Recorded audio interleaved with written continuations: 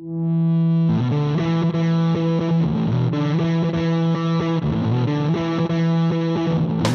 and gentlemen, boys and girls, welcome to the episode of Tatami Talk. My name is Juan. This is my co-partner, Anthony. As you can see again, I'm coming from a secure, non-disclosed location. I'm under some shit, okay, guys? You don't want to know what I'm into right now, right? So, Anthony, how you doing right now? We're clearly both in Japan right now, as you can see. Like, I'm at the Kodokan. You're at the Kodokan. I'm at the dark Kodokan alley. giving a clinic. Yeah, you're in a Kodokan giving a clinic. I'm in a dark, seedy alley somewhere. You all know why I'm here, all right? Oh man, that when you talk about that reminds me of I'm not going to say exactly which location, but I was at some of those places, and I was with my friend, and I got dragged into like a really shady place. I told my friend not to go, follow the people that tell you to go to those places. Yeah, the people that drag you in. Yeah. But our friend's like, first time in Japan, so she was like, "Oh, but it sounds so fun," and like, let's go here. And then I'm like, no, just let's not go, right? So then I don't know why we separated, and I got a phone call later, and she followed someone else to a different location. So I ended up like going, and long story short, luckily it wasn't that shady of a place. So and we got away pretty unscathed. But for those who don't know, some of these places, they'll trap you in these bars or something, and then once you're there, they'll overcharge you for drinks and then force you to pay the fee. If you don't pay that exorbitant fee, they'll like find ways of intimidating you into paying it. So yeah, yep. That's a big scam. That they'll like if you ever go to these tiny bars, like it's known for that. Like if they don't have a price up like what the drinks cost, or you don't ask first, and then you get the bill later, they'll charge you whatever they want, and then be like, oh well, this is what we charge. And even people, I've heard of people like even calling the cops, like calling the Japanese police over, and the police will be like, well, how much does it cost? Like, oh, and the people will say, oh, it costs this much, quote unquote. So yeah, luckily I think I think the place I went to, they were just like trying to find attractive people off the street to get people into the bar and club, so that more guys. Yeah.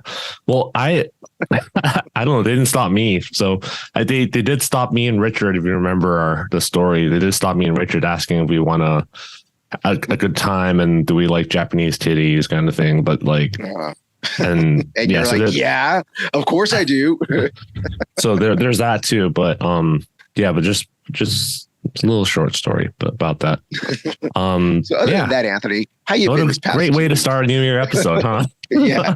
The first year of the episode, shady places in Tokyo. So did you do any training during the holiday vacation? Because for us, we're like the weekend guys here at the dojo. And since the holiday fell on the weekend, our classes were canceled. So I've been really busy both with, holiday times, like especially Asian families, you have a lot of obligations. So I've been busy in that sense. And we'll talk about it later, but I'm pretty sure I got a concussion. So I don't really remember much of what happened, what I did over the holidays. So it was kind of a blur. It was all that drinking you did, you kill a bottle each day. It's going to happen. I don't think I drank that much, but speaking of which, I already forgot about the New Year's resolution. We'll talk about the New Year's resolution, all right? That kind of stuff. But yeah, I just remember competing in the BJJ tournament. I had a friend stay over, and I had a lot of work to do. And I vaguely remember working on the judo curriculum for our class. And I think that was to the extent of what I did on my holiday. It was family, not really training judo, but like prepping for the BJJ competition. And then the weight cutting, I remember the weight cutting, I was starving. You did a really bad weight cut because you don't know. Did a really bad weight cut. I think that's one of the things I'm considering learning how to do properly, just so I could say I know how to do it in case in the future when, let's say someone asked me about weight cutting, I would at least be able to give them some kind of an insight. Or just tell them to ask someone else who knows what to do. But I personally think it's a good thing to learn, even though I don't like weight cutting. Yeah, so hopefully this episode, I don't forget what I'm saying too much because of like the concussion. But yeah, that's what I did. Like family planning judo, planning for the BJJ tournament. I did the BJJ tournament. I got that off of my not bucket list. Well, kind of a bucket list, but that was my New Year's resolution for last year, was to do a BJJ tournament, and due to many circumstances, I didn't get to do it in July, which was my original plan. And so I got it done last minute. Then I had a friend stay over, and now we're into the new year. What about you? What did you do? So a lot of my friends and family that I have out here and stuff, they all had to work pretty much for Christmas and New Year's. That's why I was doing a joke. Like if you follow me on social media, I was putting like Elvis Blue Christmas on, and was it the Bon Jovi I'll Be Home for Christmas. I was doing like little sad Christmas stuff just for fun, see if anyone would get it. And some people are like, what's going on? It's like, it's like I'm pretty much going to spend Christmas and New Year's by myself for the most part. So people were like, oh, that's why you're doing a blue Christmas. Like, yeah, blue Christmas. So I did some little jokes like that. It was cool though. I spent little like mornings with people and stuff. And then I didn't really work out. Like I had normal class workouts like during the week, but I didn't do nothing crazy. Like I just got back into doing like my weekly runs this week pretty much. But yeah, like Winter National was like, as I told you, I trained really hard for Winter National. So I got in really good shape. And then I just got a crazy work schedule that same week. And then the week after that, I caught the flu. So I was really sick for that. And then I had another crazy work schedule. I worked 3 nights in a row, and it was like really cold, dewy night. So it's just like this mist outside. So it's not raining, but it feels like it's raining. Yeah. I remember those. Yeah. I was like, wow, you're staying up till 4 or 5. I'm like, it's freaking cold outside. Yeah. And because I play Cops in LA, the show I work on, one main show that I work on, I play Cop in LA. In TV land, it's never cold in Los Angeles. So we're always in short sleeve shirts. We're always in short sleeve shirts, never long sleeves, or a few people get long sleeves. Ladies get long sleeve, but we're not wearing jackets at night. So we're just freezing our asses out. Yeah, I might be wrong, but I feel like this year we had more cold days in the winter in LA. I remember last few years I've been living here, like it's been relative, well, other than where I am, since where I am is like 10 to 15 degrees colder than where you are. Other than that, I feel like there was only like 4 or 5 days that were really cold out of the whole winter. And the rest of it was relatively mild, like 60s, 70s, right? But I feel like it's been much colder lately. Either that or I'm just getting older and I'm more vulnerable to being cold.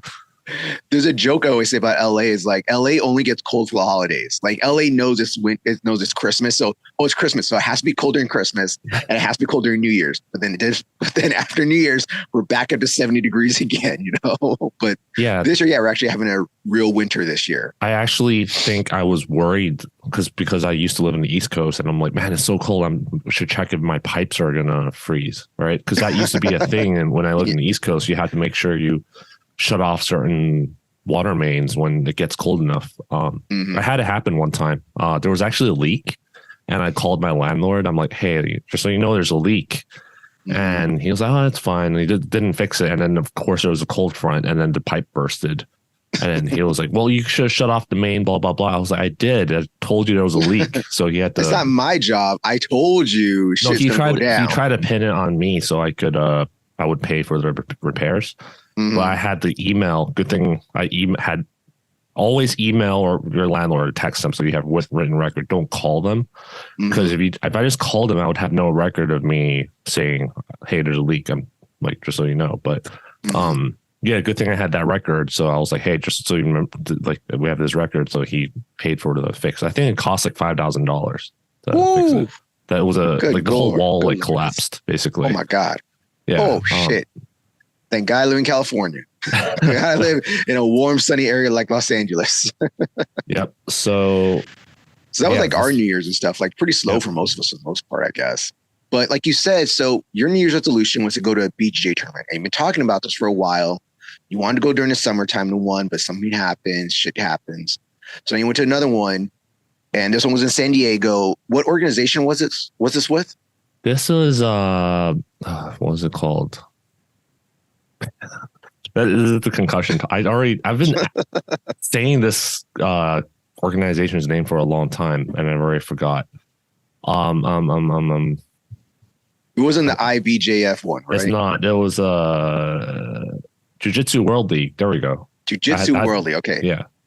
So you went to the Jiu-Jitsu World League tournament in San Diego in the white belt division.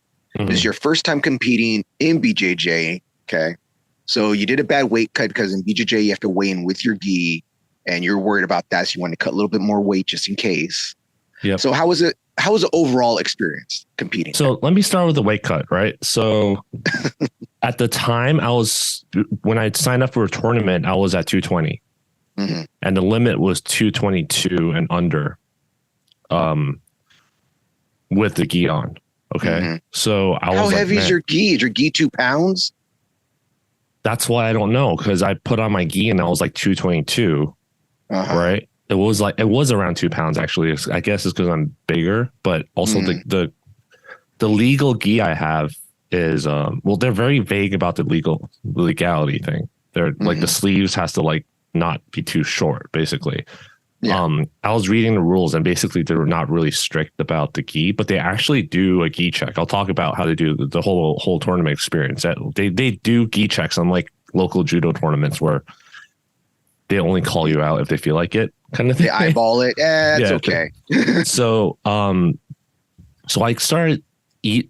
stopped drinking. I stopped drinking alcohol. To clarify, I stopped drinking alcohol. I stopped eating rice and I've started eating less.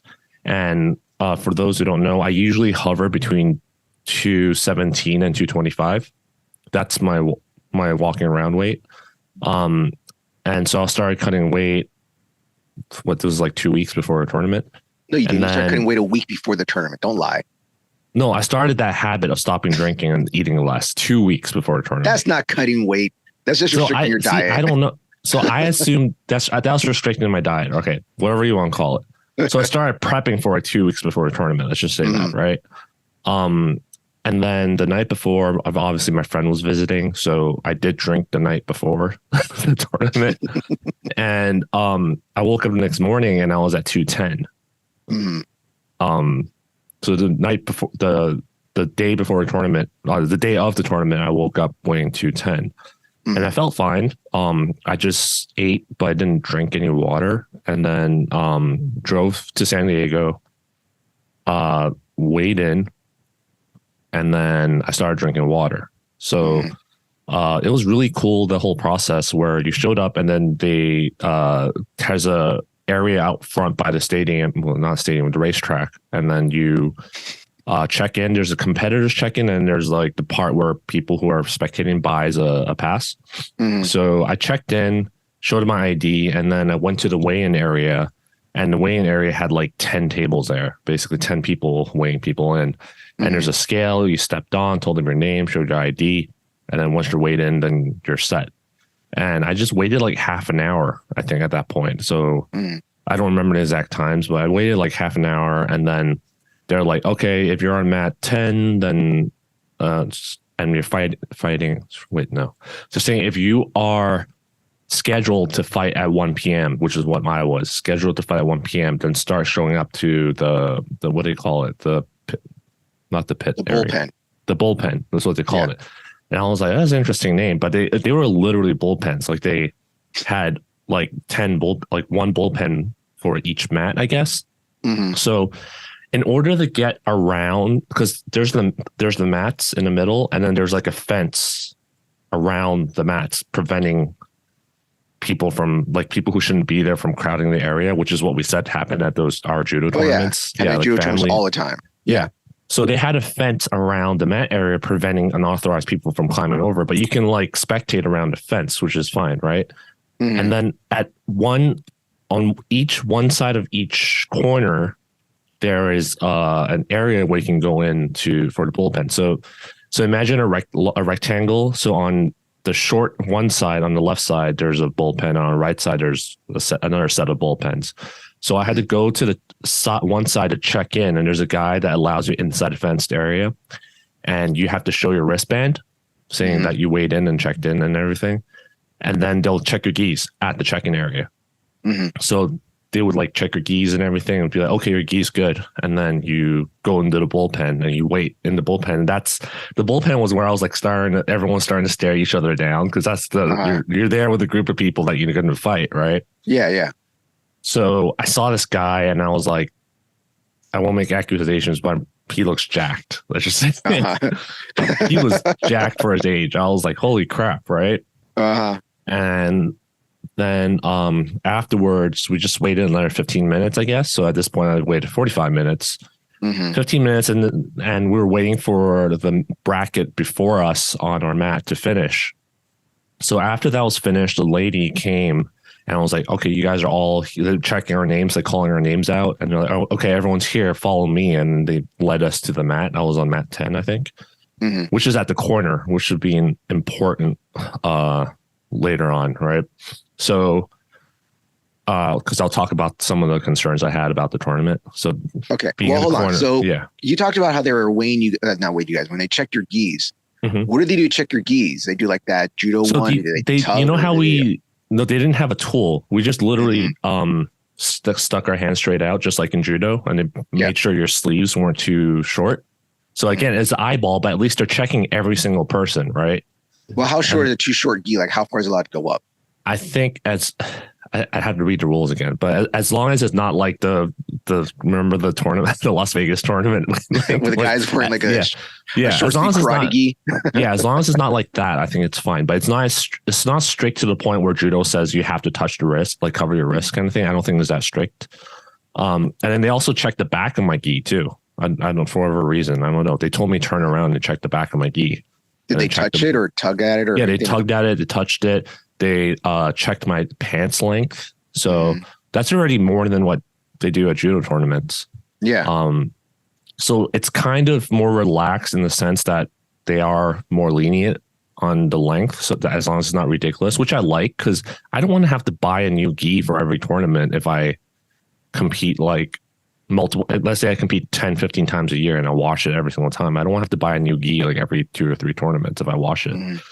So, yeah, I like the fact that they checked everything and it was more lenient in a sense too. I didn't have any problems with anyone's gis during the tournament. Like I didn't feel like, oh man, this guy's gi is so tight or whatever. I didn't have any of that problem. Yeah, so they led us to the mat area and then we were waiting for the last match to finish up, and then they would basically tell you you're up next, like you're in the hole basically, and then you put on that yellow and green striped belt on one Brazilian side. Belt. Yeah, the one they gave me was too short. I asked them if they had like a longer one, and they're like, no. So I had to figure out some weird way to tie it. And at first I was kind of worried because I was like, man, this is giving the guy an extra gripping point, right? It's like another belt higher above your own. I absolutely see that. Yes, I can totally get that.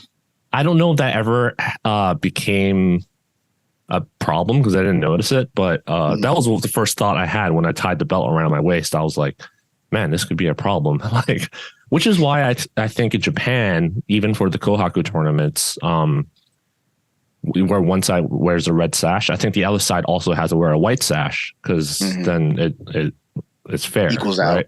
Yeah. I can grab the sash for the Tomonagi or something for grab that big back grip with that sash right there, pull you off me during the Newaza.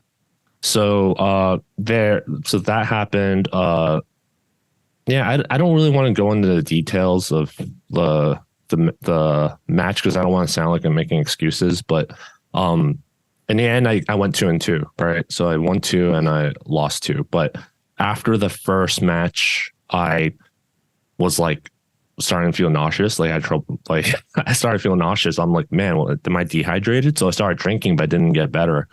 And I haven't felt that way since my first ever judo match.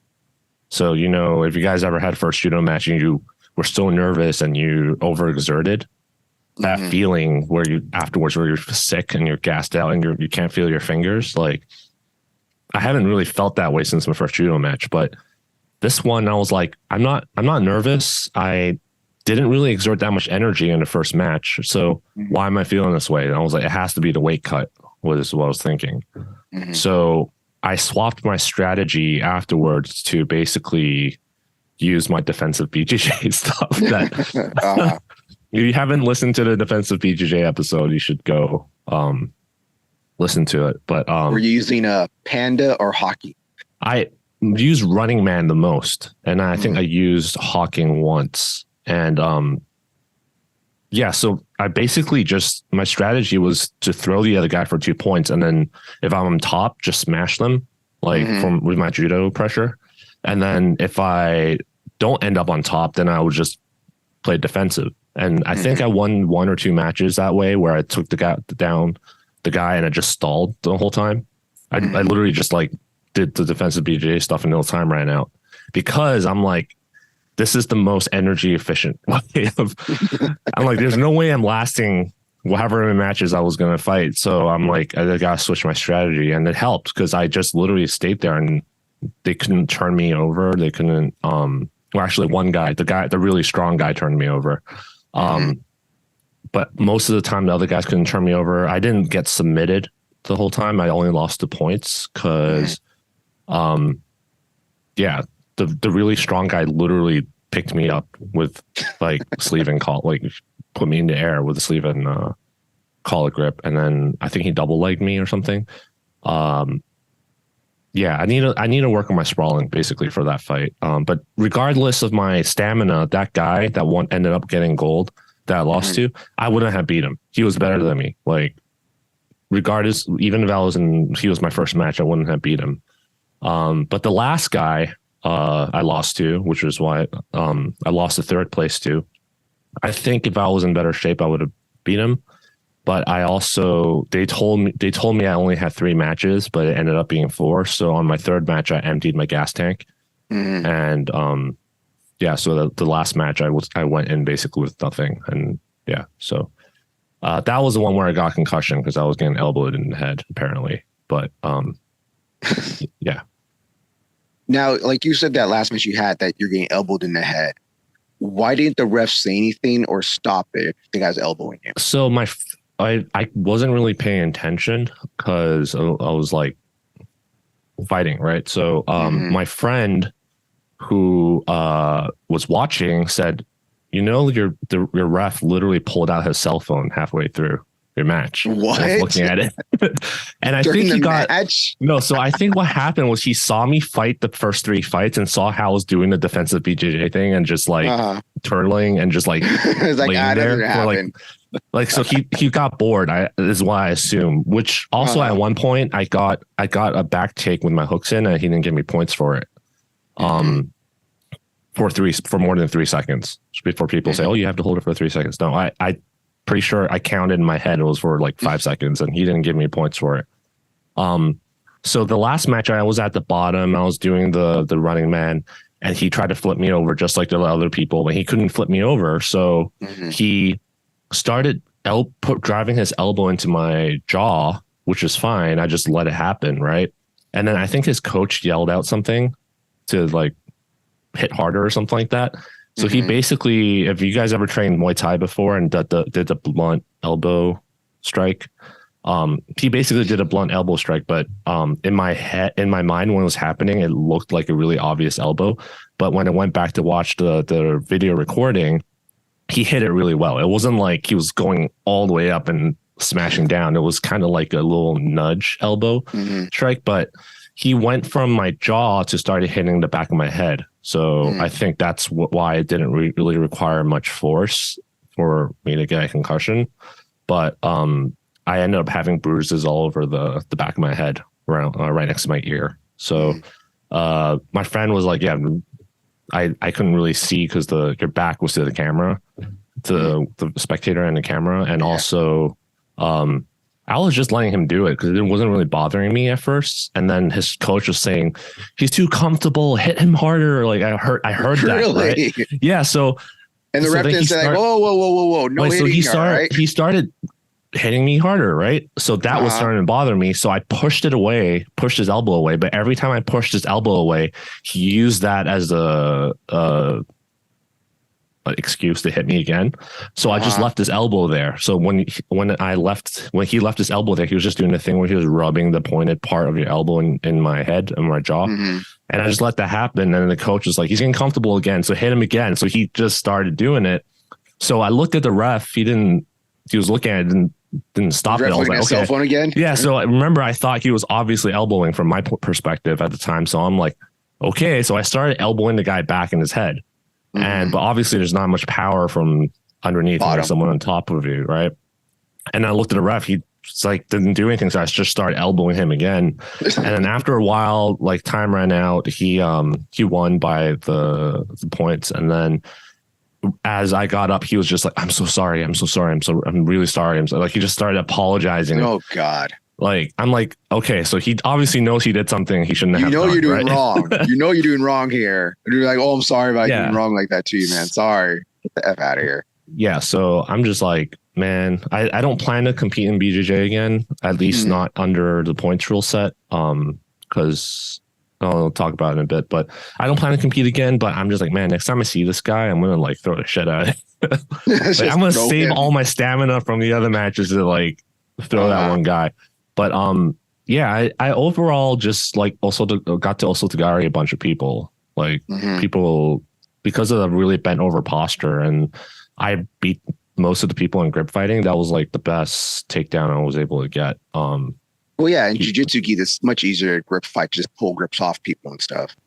Yeah. So yeah, I'm just happy with my performance overall, given how, because after my first match, I was actually considering pulling out because of how tired you were. It wasn't even tired. I felt like I was gonna pass out. Like, I felt like I was gonna faint, basically. And I'm just like, oh, I still went 2-2. So, and I didn't get submitted.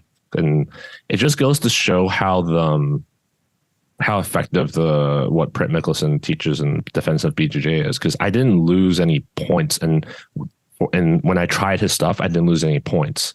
And at one point, he wrapped. I don't remember exactly what happened. At one point, someone wrapped his own gi around my neck. I think it's called assassin's choke, because I was just talking to Jose about it today.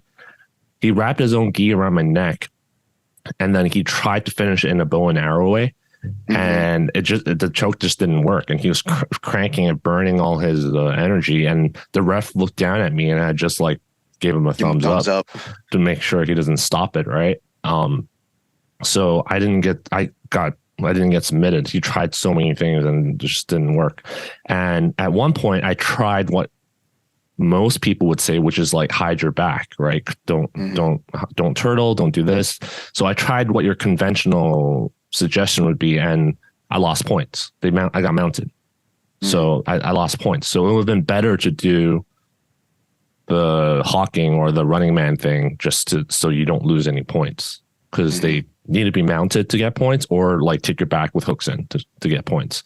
So the other conventional things, you're basically, I was actually asking my coach about it afterwards, and he was like, I was like, oh, which one would you rather do? Would you turtle in this position, or would you go on your back? He was like, I would go on your back. No, so he said I would turtle, because if you go on your back, you can potentially lose 2 points to a knee on belly, and then lose another 4 points to get mounted. So 6 points total. Versus if you turtle, then they could take your back, blah, blah, blah. It's just 4 points, right? But then you have your back taken. But I did the running man, and I just didn't lose any points. And just all stuff like this whole system, the defensive BJJ system that we talk about. Anthony hasn't taken a class yet. We haven't gone to a seminar. We'd like to, or he would definitely love to. It's just him watching the videos and practicing on his own at the dojo. And I wouldn't even call it practicing. Like, this is how scary effective I think it is because I watched the 30-minute like rundown. Like, it's not even detail. It's just a 30-minute video, basically short description. This is, put your head to the floor, hide your armpits, and then do this, right? And I tried it in class, and it immediately worked, right? So, like I said, most people that were able to catch me off of it were like brown and black belts and some purple belts. And I've tried it at open mats too. I actually tried it in no-gi just the other day. That's why I did over the week. I forgot. That's why I did over the holiday. I went to a no-gi open mat, got my first taste of no-gi. But I tried it there too, and it worked for the most part on most beginners or people under purple belt and brown belt, because the weakness of the defensive BJJ stuff, from what I understand, is your openings are during their transition. So when you go from hawking to turtle or running man to panda or whatever those positions, there are openings that you open up, especially if you haven't been practicing it. So I have those openings, and the black belts and brown belts were able to get the underhook positions during those transitions and submit me. So I got the best bang for your buck for a 30-minute video, basically, compared to some of the stuff I've been drilling forever and it doesn't work. So, you can talk about that later when we get into the New Year's resolution. But, so that was my tournament. So this federation, now this is my little thing here. I don't know if we want to talk about that much, but after you got these elbows done to your head and stuff, and the ref didn't say nothing, and I don't know when the ref was distracted looking at his phone, this organization has also had problems with people holding submissions too long before don't they? Do you want to talk about that, or are we going to get sued? I was going to say, this is what I'm going to say, okay? I'm not throwing shade. I am a little bit throwing shade and stuff. I'm just saying, watch yourself, watch your students, because my friend now went to this tournament and was getting elbows thrown in his head. If he had a coach there with him helping him out, maybe the coach would yell or say something about it. But this shit was happening. I don't know if the coach would have said something, because like I said, I watched the camera is at the same side as where the coaches are. And I think from the camera angle that I saw, by the way, the recording was cut. I was off. It was not centered. So I only saw part of my matches, because I wasn't always in the center frame. You also have another coach shouting, hit him harder. Okay. Yeah. If I was a coach on the other side, I'd be like, he's saying hit him hard, like, this is no striking. This is BJJ. No striking. Yeah. No striking. I didn't have a coach there, as people have heard. Also, before I answer your question about that, I do wish I had the most useful thing that a coach was there for was I wish I saw the time. I didn't know how much, because I had a limited gas tank. I didn't know how much harder should I need to go, because there are some angles where I was literally not able to look at the time, how much time is left. So I spent too much time, or I took risks that I shouldn't have to take. So what were we talking about? Yeah. For you're defending this tournament. Me, I'm telling you, just when you go to these tournaments, things like this, try to be safe, protect yourself. It's good to have a coach. It's always good to have a second pair of eyes looking at the thing, or there to defend you. Yeah, so I'm saying I don't think you would have seen, because our backs were to the camera and to the coach's side. So I think that coach got to see it because he was to the right side, which is right where our heads were.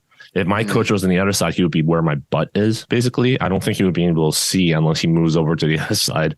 He runs over. It was just interesting. But to talk about what you were saying about the event, after I told one of my friends, like, oh, this is what happened in the tournament, isn't normal to get elbowed? And she was like, no. And also, last time I went to this tournament, someone got choked unconscious, and they're actually getting sued for it, because what ended up happening was the coach had the crowd and the coach was yelling at them to let go, and the referee didn't stop it, and the coach actually ran up and pushed the girl off, and then his athlete was like unconscious on the floor. And then the medics came, and apparently the story was they told them to perform the Heimlich because they think she's choking on her mouth guard, and it wouldn't do it. So the coach like performed Heimlich, and then the mouth guard like popped out of her throat, and her face was like all blue. And apparently they're getting sued right now for it. But so like I said, just be safe when you're out there. Okay, if that was happening to me, if I was in Anthony's situation, and he's elbowing me, and I'm looking at the ref, and he's not saying anything, I'd be looking at the ref. This is one thing, but I say also in judo too. If someone gets me in the crossface, I'll say at a tournament, I'll be like, hey, crossface illegal. I'll say stuff like that. So if I was in Anthony's position, the guy's elbowing me, I'll be like, hey, elbows. Yeah, you got to protect yourself, because no one else is going to protect you on the mat except you. Let's talk about the safety concerns and some of the stuff I saw. Right. So other than this lawsuit thing we're talking about, if you want to see the video, just DM me on Instagram. I'll send it to you. I'm not going to link in the show notes. Other than that, I'm starting to understand why judo has that no cross face rule, like no touching the face rule. Because I used to be on the camp thinking that the whole over the chin and all that kind of stuff is stupid. Like, you can't, if someone's choking you and they don't have you have the arm under your neck, and they're cranking your jaw. You're going to break your jaw if you don't tap. So I always felt like that was a dumb rule, like you can't go over the chin. But then I start seeing how well you can hide elbowing someone in their head, like in their face. Now that's happened to you now. Yeah. So I'm just like, okay, I can kind of see why it's not allowed, right? So that's one. And two, there's that thing we just mentioned, the referee's not paying attention. Like the fact that I saw the referee pull out his cell phone, not give me points for an obvious thing. And that's another question for me I have, because this is, again, from our perspective as a judo player. In judo, we have 3 refs and there's cameras. Okay, even at small tournaments, we still have 3 refs.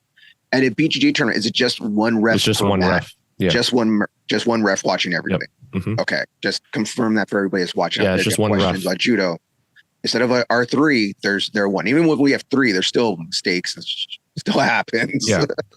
So the fact that the referee wasn't really paying attention, combine that with while I was in my bullpen, right at the bullpen, I was watching a match at the corner mat. As I mentioned, my match, all my matches were at the corner mat too, just the other corner. But while I was at the bullpen, I was watching this girl fight another girl. It was a white belt division, and she kept pushing the other girl off the mat into different directions, like into other areas, and also pushed her off the corner into the concrete. You know where the concrete is? Where there's no mat. So the concrete is it's hard. Yeah. This hard slab of just so what over there, rocks. Okay. In one of the instances, she blasted, blast double, right? She did a blast double the girl into another mat area that luckily there was no match going on at that time, but she double blasted. And obviously that girl didn't train break falls. So her head just hit the floor. Yeah. Right. And that was on a matted area, and she just got up, laughed, and then they continue, and she kept pushing her off to the concrete. And I was just thinking, what would have happened if she blast doubled her on the side where the concrete was, right? Yeah. So that was my concern. The ref did not stand at the edge to stop it, even though she's been pushing this girl off the mat many times. And by the way, she's been doing this to stall. But just so you know, she just kept pushing her to stall.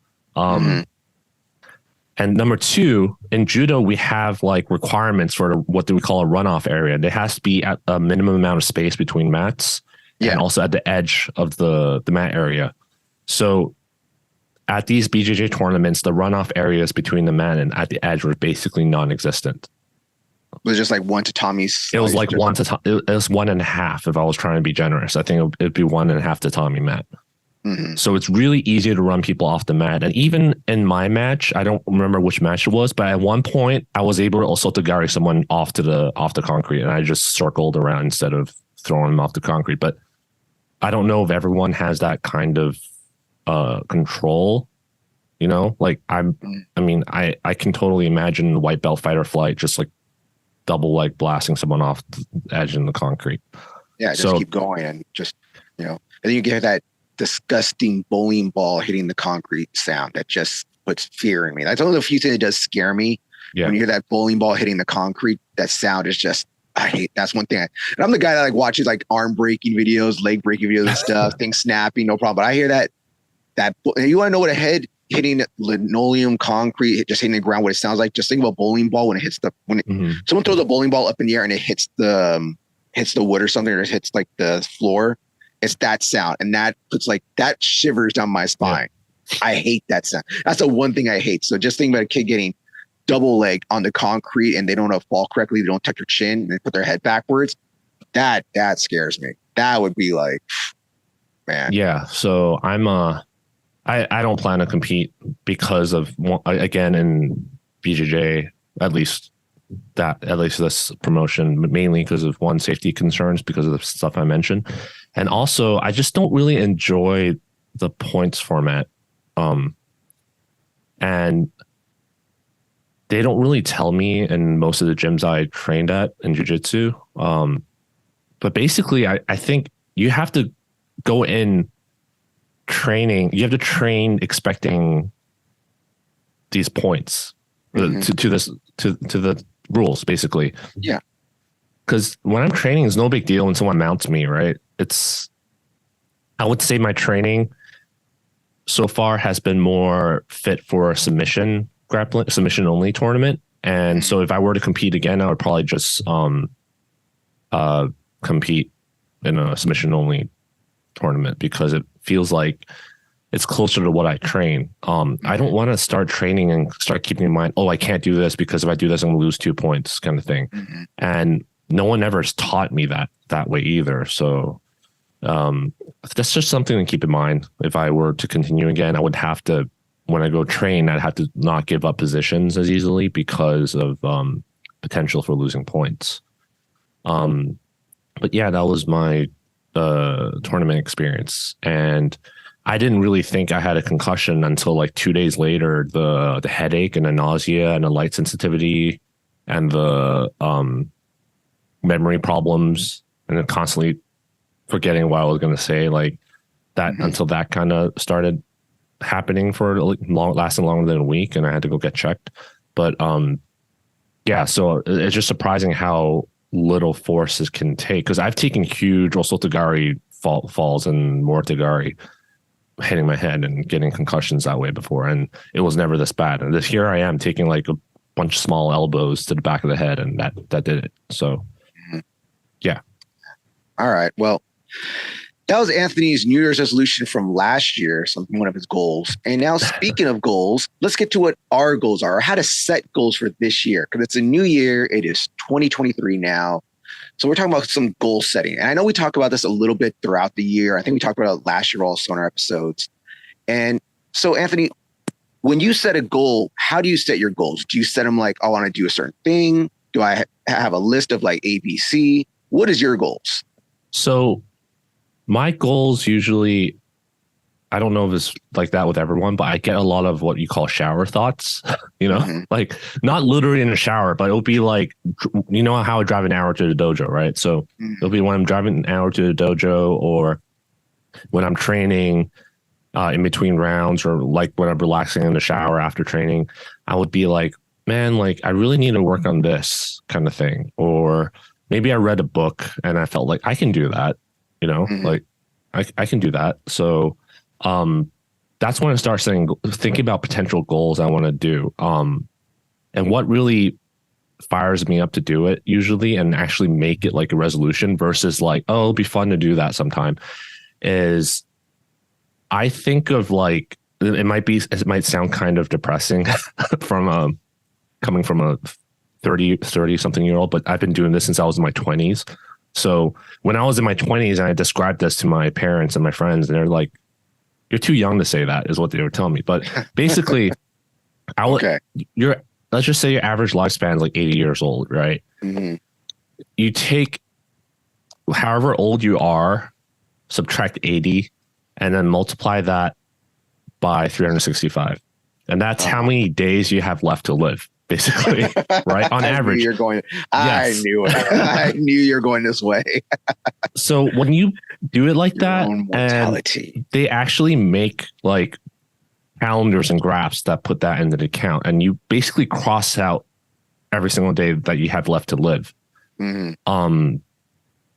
Then you realize you really don't have that much time. You factor in work, sleep, training, eating, cooking, cleaning.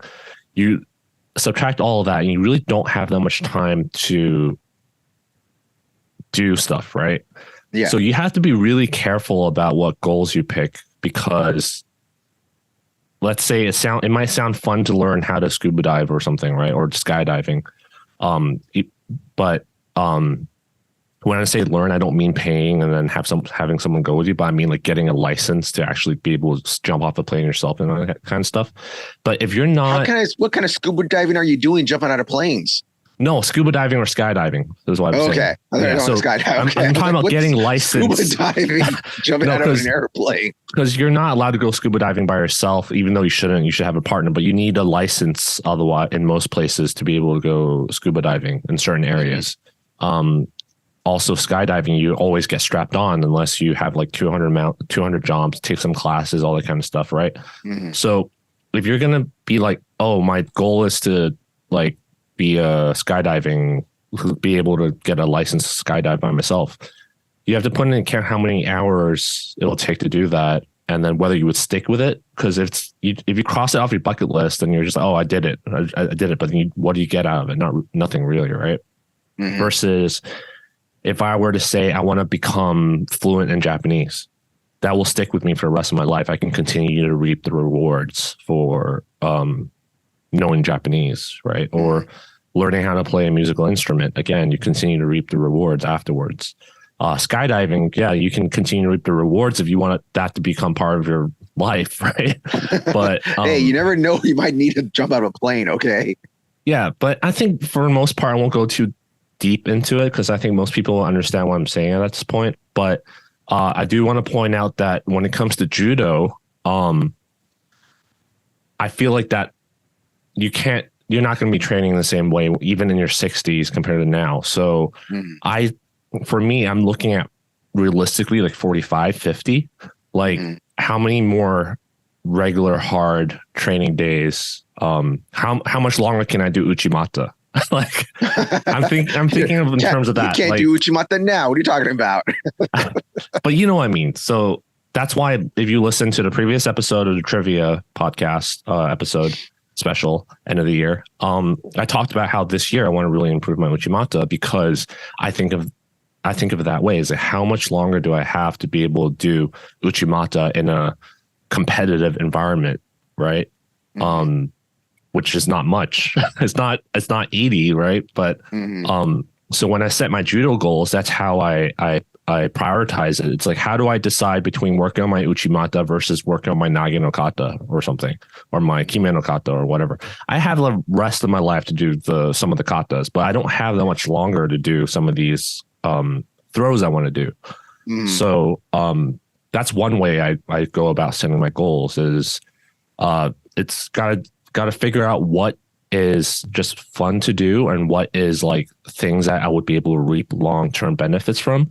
And if they do not reap long-term benefits, then how happy, like as Marie Kondo would say, does it spark joy, right? Like, do I feel fulfilled? Yeah. How fulfilled would I feel completing this goal?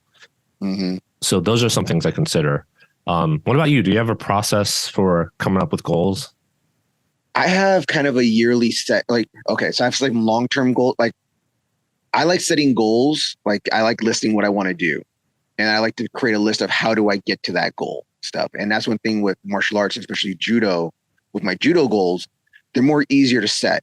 So I like competing. I love competing, but my body can't take it no more. I can't compete once a month like I used to when I was younger, okay? I can compete once every 2 or 3 months.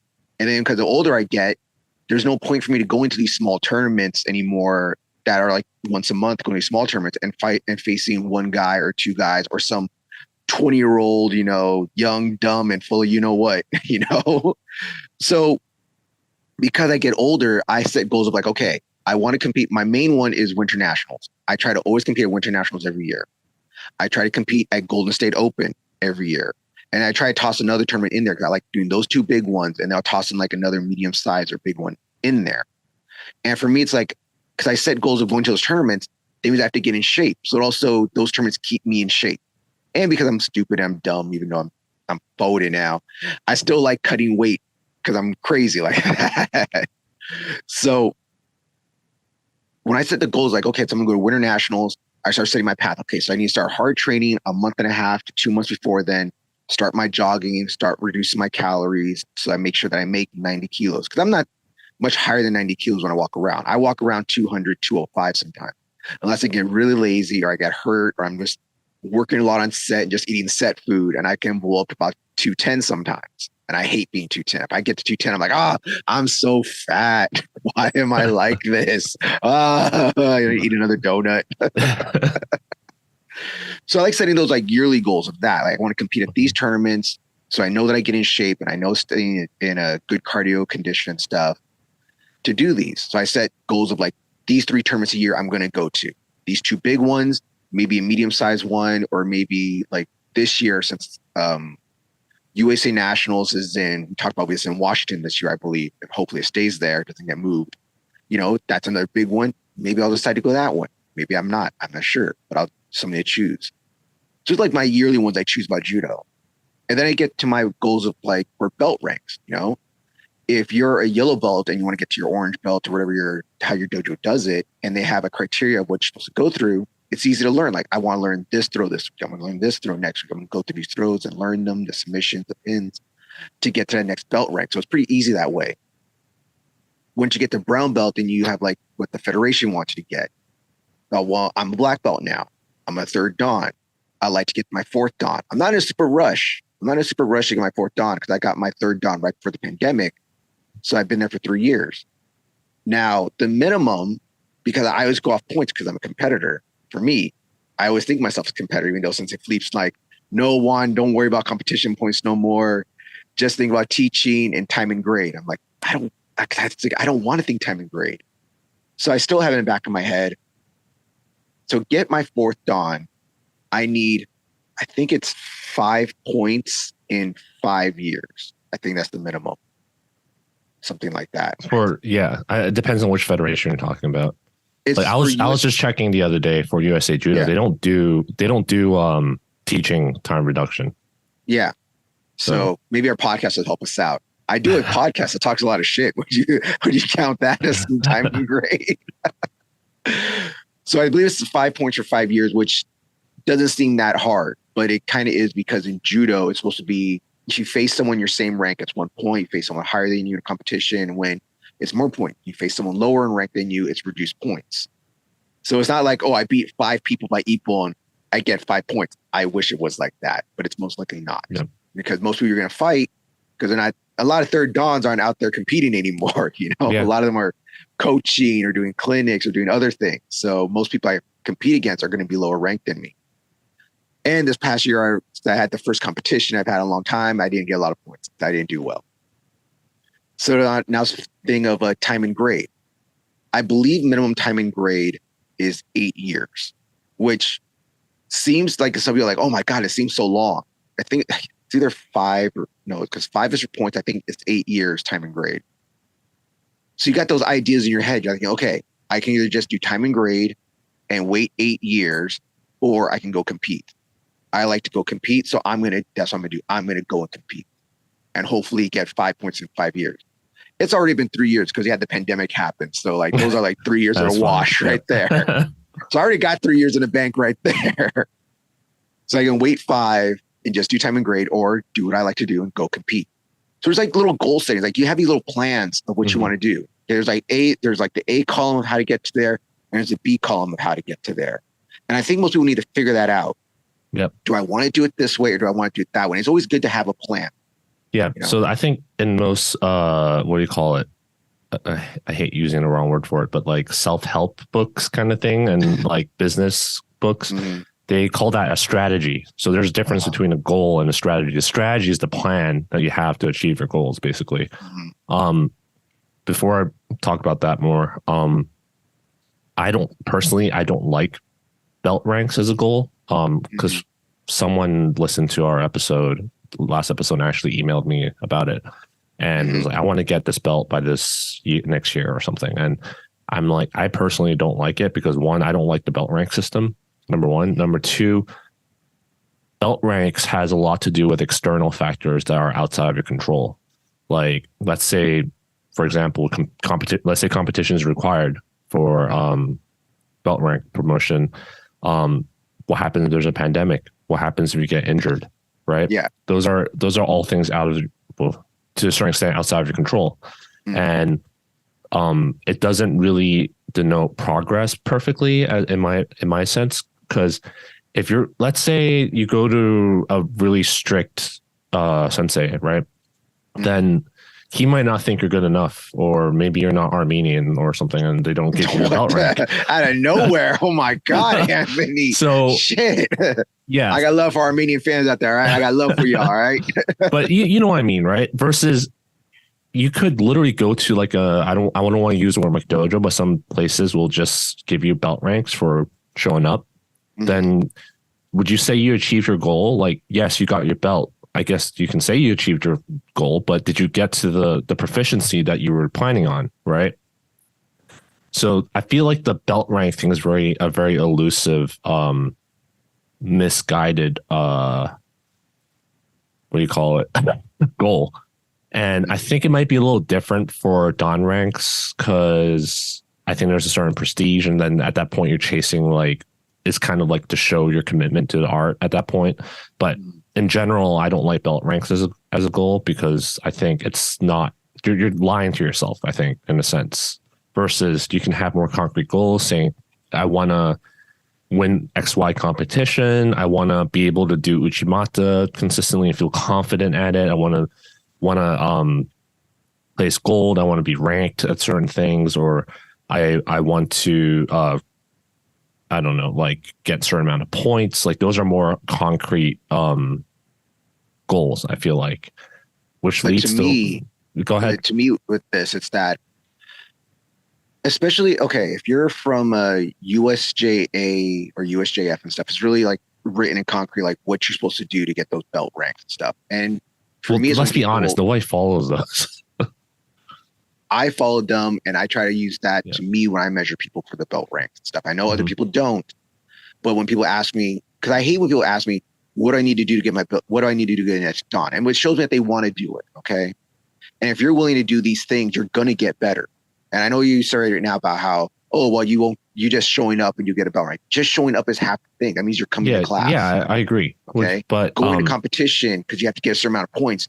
That means you're competing and showing your judo. I'm not trying to talk down on people setting these goals. I'm just saying you have to really look past beyond the belt rank and see what you really want in that goal versus if your goal is to, I want to get the color belt or want to get Shodan, then that's fine.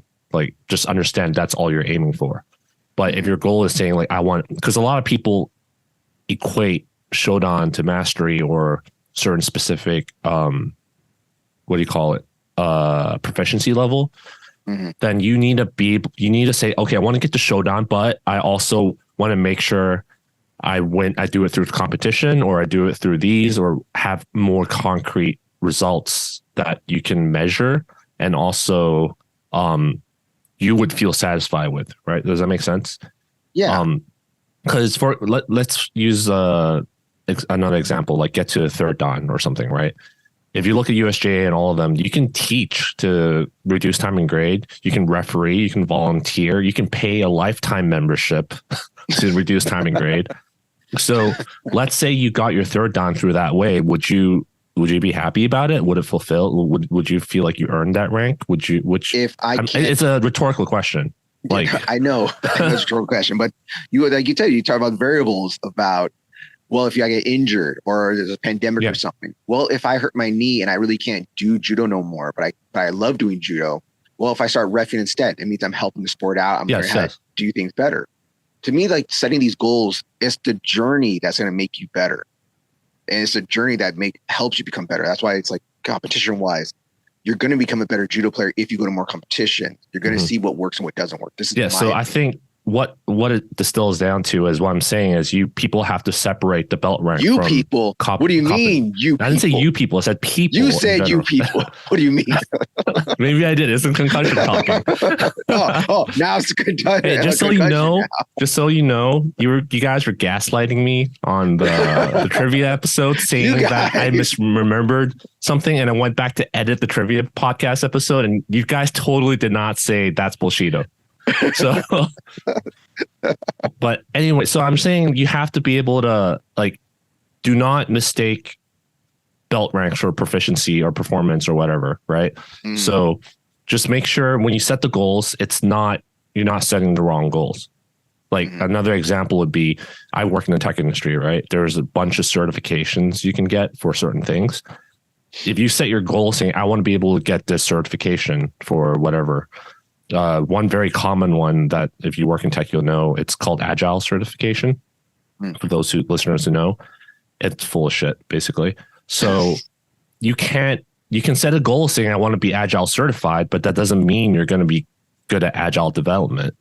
In fact, it actually quite means the opposite. When I see that on someone's resume, shows to me they don't know jack shit, actually. Oh, why are you so mean, Anthony? You're so mean. That's just me. But that's, again, it's okay if you want the Agile certification, but that's different from saying the goal, I want to be able to do agile by reading these books about agile, working in agile projects, working with all these blah, blah, blah. So that's another example I could think of that,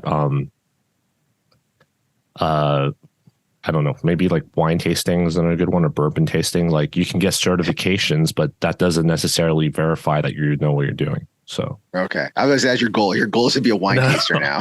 My goal is to be a bourbon taster. Yes. So I know you are short on time, so to move on, like, I think it's also really important to set long-term goals and start off with the long-term goals, basically, is my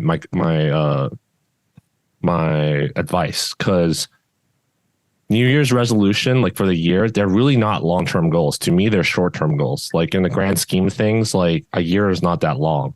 Like I said already, like subtract all the sleeping, work, and all that kind of stuff. So I like to set a few long-term goals. Like I think about, if I was like on my deathbed, what would I have regretted not doing if at this point, or what would I have been glad that I've done? And those would be my long-term goals. Like I want to still be training judo in my 60s, 70s. So when I set goals now, it's like, what would help me to achieve that goal of being able to teach judo or continue to do judo? And then that's like a short-term goal. Like for example, uchimata, or learning the kata, or learning old men technique, or whatever, right? Those that help me in the long-term goal of continuing to do judo in my older age. Then from there, you set short-term goals, right? Like I said, for the year, improve uchimata, improve my conditioning, improve my health, for example. Those all help my long-term goal of doing judo in the long term. And then there's small everyday things that you have to think about as opportunity cost. So if I were to do this thing, would it help me with my goal or would it hurt it? So let's say there's some really dangerous guy at your dojo that goes super hard, hurts multiple people. So when he's like, hey, you want to go next round? I think to myself, will this help my goal or will this hurt my goal? And most of the time it's like, yes, this guy going with this guy might help me get a bit better, maybe, right? If I'm at the level of where I can actually safely go with him and I can feel like I can deal with how spazzy this guy is or how strong this guy is, then yes, maybe the benefits outweigh the risk. But if I was like much older, for example, if I was like in my 50s now and this guy's in his 20s and has no control over his strength, then going with this guy is going to hurt my goal long term. So every single, like going to a tournament is not a good example. Would going to a tournament help my goal or not help my goal? Like you have to start weighing that and then consider the risks. Like what are you potentially giving up? There's everything that you do, you're always giving up something because time is limited. Like when you go train judo, you're not having fun with friends. You're not spending time with your wife. You're not XYZ. So you also have to consider these things. I enjoy it. Yeah. So that's actually one of the things my parents tell me all the time. They're like, you're always at judo. Your wife's going to leave you, blah, blah, blah. Like that's what my parents tell me. And then I'm just like, I promise my wife is okay with it. I promise. So, which is funny because when we came up with this new judo schedule for the class, for the dojo, when we were shifting the times around, Eric was like, you don't have to ask your wife. You just said okay to this new schedule. I'm like, yeah, I don't need to ask her. Sure. I tell her what I do. All right. Yeah. So it goes back to what I said. Like when I decided to date and marry my wife, that I asked the same thing. Like, does marrying this person help my goals or is it going to deter it? And now I'm giving marriage advice, but I knew for a fact that she'd be okay with me training judo and she wouldn't cause a problem about it, I guess. And she's a good judo wife. I would hate to put myself in a position or even others where I would make them choose between doing something that they love to do and the relationship, right? So every single decision you make in your everyday life, I think you need to look at it whether it helps you in the long term or the short term. So any thoughts? Okay, Dr. Phil. Yeah, but no, it's good. That's one thing where we're different. Like you're very analytical about all the stuff that you talk about and choose and you decide and you make your little charts about how you want to do things. And I appreciate that with you and stuff. But I just think sometimes you, like, as friends, I think you overanalyze too much sometimes. And I sometimes underanalyze, even though I think sometimes I overanalyze too. I sometimes don't overanalyze. I underanalyze sometimes. I'm just like, shit, now I'm in the shit. How am I get out the shit? Yeah, that's one of the things I want to talk about is you want to just do it. Like, it's really good. So a lot of people have this, like, have plans, right? It's good to have a plan and strategy, but you don't want to overanalyze everything, because I'm guilty of it too. It's called like going to Tokyo. Paralyzation. Yeah. Paralyzation by analyzing. And it's funny because my wife actually thinks it's the opposite sometimes for me. Because she's like, you're so spontaneous. Because sometimes I'd be like, I want to do this. Let's go do it. Because if we just talk about it, we're never going to do it, which happens, right? So the BJJ tournament, for example, right? I wasn't able to do it earlier in the year because I was like, okay, I'm going to spend 6 months training for it. And then, which didn't happen, by the way. And then I'm going to go compete in July. And then I missed the July tournament because I got injured from that Seattle trip. And then I got sick a couple of times. So I missed all those other tournaments. Then I had to travel for a funeral. So in the end, I had to, like, it was December and I'm like, crap. Okay. I'm just going to do it. I don't care what's going to happen. Bad weight cut, whatever. I'm just going to do it. So sometimes you just have to do it and accept whatever outcome happens instead of just saying, I'll do it some other time, or plan. Like, another good example. Should I get fit before I start judo? Like, we get that question all the time from people. Yeah. So just do it. You want to make you fit? Coming to judo. And what I hate the worst is like, I want to get back into judo. What should I do before I come back? Just come to judo. Should I start running? Just like, yes, you should do that also, but you want to get you better? Coming to judo. Yeah. So one thing I use for work a lot is that the acronym is called SMART acronym. So basically all your goals should be specific. They should be measurable, achievable, relevant, and time specific. So specific, obviously you shouldn't be like, I want to be the best judoka in the world, right? Because it's not very specific. Like, what is the best? Like, best at kata, best at, like, even right now, like, if you say who's the best in the world right now, like, it's debatable, right? So you want to be very specific of what you want to do. Like, I want to be able, like, if you're losing weight, a very specific goal would be, I want to weigh 180 pounds by this time. That's specific, that's measurable, that's achievable, unless you're trying to lose 100 pounds in like 3 months.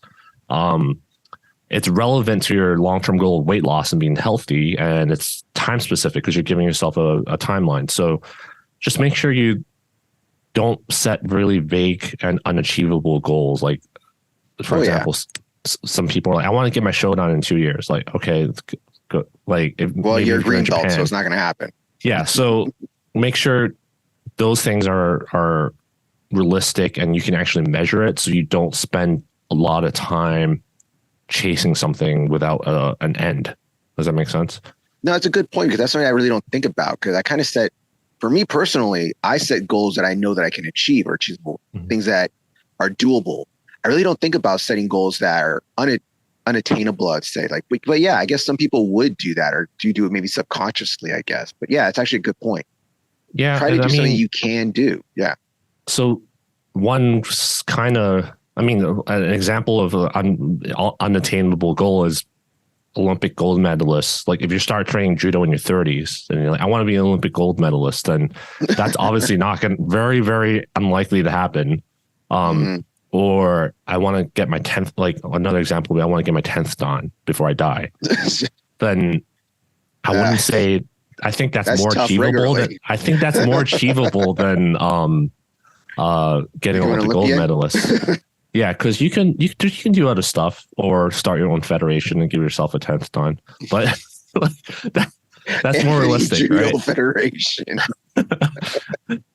Yeah. So, that's my thoughts on goals. I think you want to talk about some of your goals, both before we have a few minutes left. Like, you want to talk about.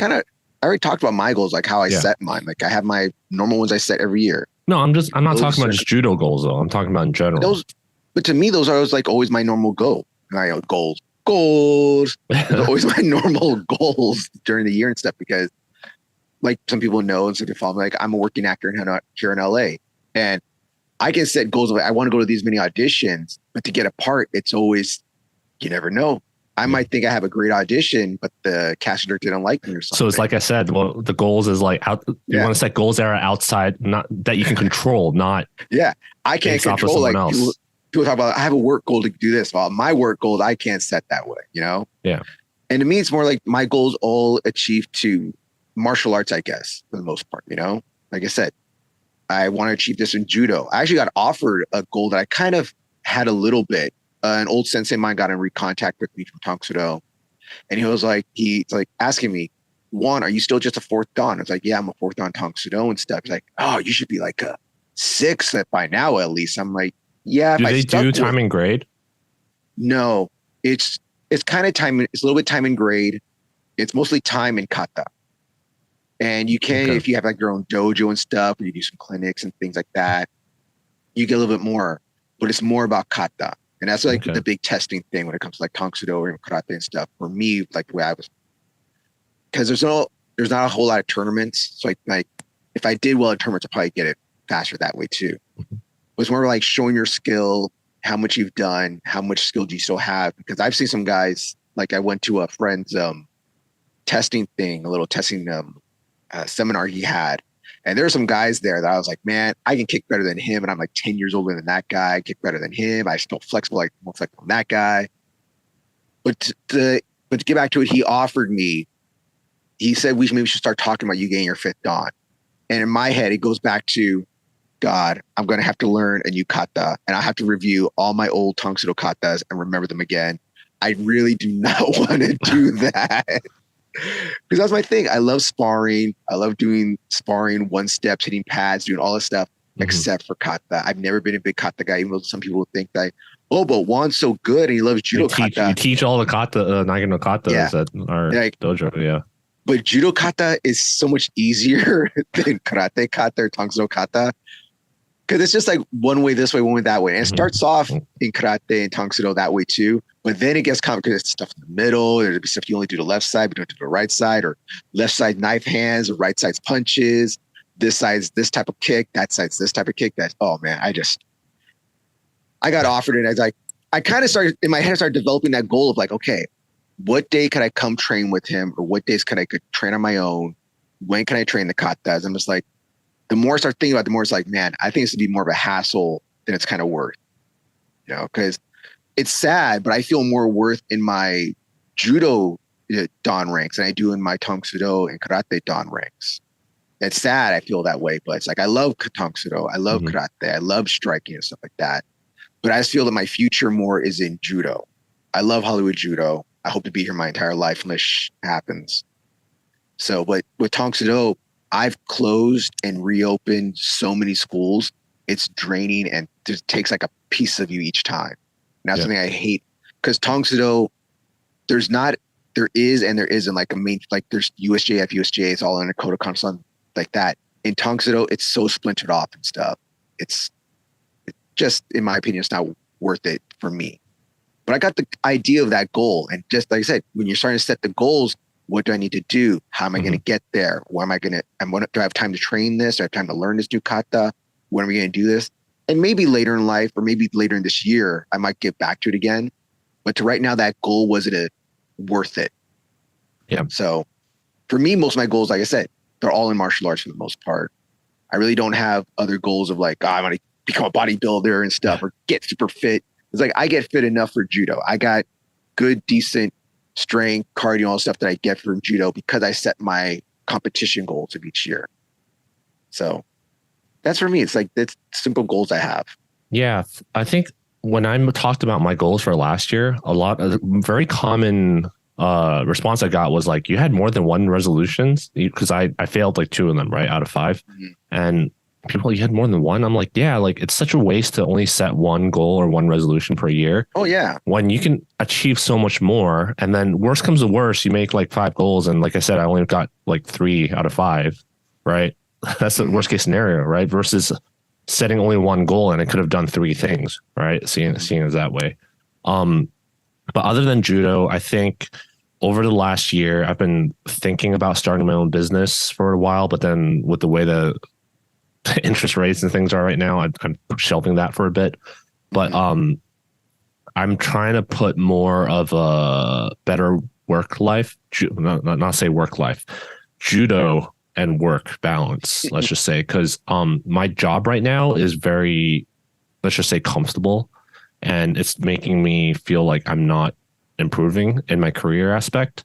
So I'm going to try and spend less time, not at judo, but spend less time doing judo related stuff. Because for those who know, I spend all my free time reading judo books, watching judo videos. Now I have to do like BJJ videos, BJJ books and stuff like that. So I'm going to do less of that and more work related, and just like read more books. Like I stopped reading outside of judo and BJJ stuff. I just totally stopped reading books. So I'm going to try and read more books about other topics, and I feel like that just helps my mind overall for judo stuff too. Like just think outside the box kind of thing. And also, like, for example, how to help out the dojo, like reading business books, marketing books, those all help out the dojo. So I definitely need a better judo work balance. Yeah, I think I'm kind of starting to see my body start slowing down in terms of recovery, speed, power, all that kind of stuff. And it's not very noticeable, but it's definitely noticeable that I'm not getting stronger or faster anymore. So I think I'm going to try and keep my expectations on winning tournaments lower, and also my overall judo performance. I'm just going to focus on Uchimata. And one of the big things that I noticed this year is I don't like BJJ as much as I thought it would. So I'm going to have to spend less time on that, but I still want to get better at Newaza. And one thing I really realized is that truly training BJJ does not help my judo Newaza. So if I got to talk with myself 2 years ago, I would tell myself like, hey, you got to decide what kind of Newaza player you want, what kind of grappler you want to be, what kind of Newaza player you want to be. Do you want to be like a BJJ Newaza guy or like improve your judo Newaza? Because they're really, really different. Whenever I'm on top, I smash people because that's like the judo side coming out. Once I'm like at the bottom, like I have no guard game, I have no inversion, all that kind of like sport BJJ stuff I'm not very good at. I get passed, I get smashed, I get leg locks, all that stuff. And I honestly, I guess I just don't care about that side of the game, like the leg locks and the barambolos and like ashigarami, like single leg X and all that kind of stuff. Like I just really don't care about that. So I feel like I'm wasting a lot of time training at a place that that's teaching me that kind of stuff and I don't really care about. So I might switch clubs. I'm not sure yet. I might just go to open mats or I might just stop training overall and just do Newaza at the dojo, which I kind of enjoy. So that's something I realized recently. It's interesting you say that because it's also a point right there we don't talk about that much, but sometimes you have to know when to bail out of a resolution, you know? Yeah. You set a goal and it's like, I'm not going to achieve this goal. And like how I was saying with the Tong Sudo to get my 5th Dan, and like you with doing BJJ, it's like I didn't enjoy it as much as I wanted to. And for me, it's like, am I going to put that time into getting my 5th Dan? It's like, you got to know when sometimes to bail out of it. Or like, you want to know, I need to divert into something else. And now you talk about coming to catch with me sometimes, and I enjoy catch because I grew up as a wrestler. So it's mixing two things together, but it's a good thing also. You sometimes got to know when it's time to just bail out of the resolution, out of your goals. Just like, you want to know what? I'm not going to get it. It's not worth it. Sorry. I got to cut ties now. Yeah. I think I'm starting to discover again, like more of what I'm weak at from training, actually from training BJJ. I'm like seeing all these holes, but as we're starting these new classes, and I've been doing more research on coaching and science of learning and skill acquisition and all that stuff. I just realized more and more that evidence is not there to support how most BJJ clubs are run, which is warm-ups, you drill the move of the day, and then some fake positional drills. Like, I don't know. I explained to you what fake positional drill is, right? Like, for example, one short example, let's say the move of the day was related to Deli Hiva, right? Deli Hiva guard. You start in Deli Hiva for the positional drill, but within like 30 seconds, the other guy swaps to like, let's say, spider guard. So you're not really drilling how to defend or how to do Deli Hiva or something like that. You're already like within a second, you're transitioning to something else. So, so those fake positional drills, and then you roll for 20 minutes. And lately, because of our new schedule, I've been only able to go to the afternoon classes at my BJJ club. So the afternoon classes are only an hour long, scheduled. And I spend 15 minutes doing warm-ups, another 15 minutes doing drills, and maybe like 10 minutes doing positional drills. So you have the last 20 minutes doing actual rolling. And I've noticed that that's actually where I learn the most stuff, is when I try out my own things. So why am I going to this, paying money, go to an hour a day where I waste 40 minutes and really get 20 minutes of learning? And the other 40 minutes are basically conditioning. I can run myself. I can go lift weights myself, do push-ups at home. Like, yeah. So that's kind of making me not want to show up to class as much. Cause it, like I said, like, time is valuable. It's something you're not going to get back. I can understand if you're trained to be super competitive, but also lately they've been starting class late, so that eats into more of my time. I hate that. I hate when people eat into your time. I hate when people teach a class right before you and start eating into your time. Yeah, but I know exactly what you're talking about. So I'm just like, at this point, I'm better off. There's a place I'm checking out where they run like an open mat kind of format. And it's a far drive for me, just as far as I drive to the dojo. But I'm doing the math, and the amount of time I would save, the quality training potentially I would receive would be nothing compared to time amount I waste doing push-ups and push-ups and stupid drills, right? So I'd rather spend time in the car listening to podcasts to go train an hour of quality training versus doing like 40 minutes of useless drills. So that's the way I see it right now. I mean, in the end, I'm not saying I'm incorrect. I might be wrong because I'm still a white belt in BJJ, but I'm just saying, based off of what I've been reading and seeing and all that stuff, it's just my personal experience. Feel like I would be better off training somewhere else. So. And with that, we have to end our conversation because I have to get out of here. Sorry, everybody. I hope we can talk some more, but I got some things to do today. So please remember to like, share, and subscribe. You can follow us on Instagram. You can follow us on YouTube at Tatami Talk. You can follow me on Instagram at @Jared_Juan. You follow Anthony Throws on Instagram. If you have any questions, things you want us to go over, things you want us to talk about, have us your own opinion on your goals and what you think about goal setting, you send it to us at tatamitalk@gmail.com. Anthony, is there anything else I'm forgetting about? Yeah, I'm going to leave off with two things. One is, if you have your own resolutions and goals you want to share with us, or kind of just say it so you feel like you're accountable. Now that you said it, you're going to look dumb if you don't do it. Then you can leave us a message or leave it in the comments or email us. Another thing is find you. Yeah. One of the things I didn't mention about one of my goals is we talked about making short clip videos, because those do really well for growing a podcast. Apparently a lot of people have been asking for it. I just haven't had the time. So going back to it's all Anthony's fault. It's all Anthony. Going back to the judo life balancing thing, there's a lot of backlog tech stuff I have to deal with. Maybe I'll talk about it next episode as an intro. But yeah, if you have any favorite clips or topics that you liked from our old episodes you want to suggest, so I don't have to go through every single one of them, then leave a message about, oh, I love this episode where you talked about this, and this, and I'll clip it and make a short clip out of it. So that's it. All right. So with that, Anthony, don't forget to slap the mat. All right.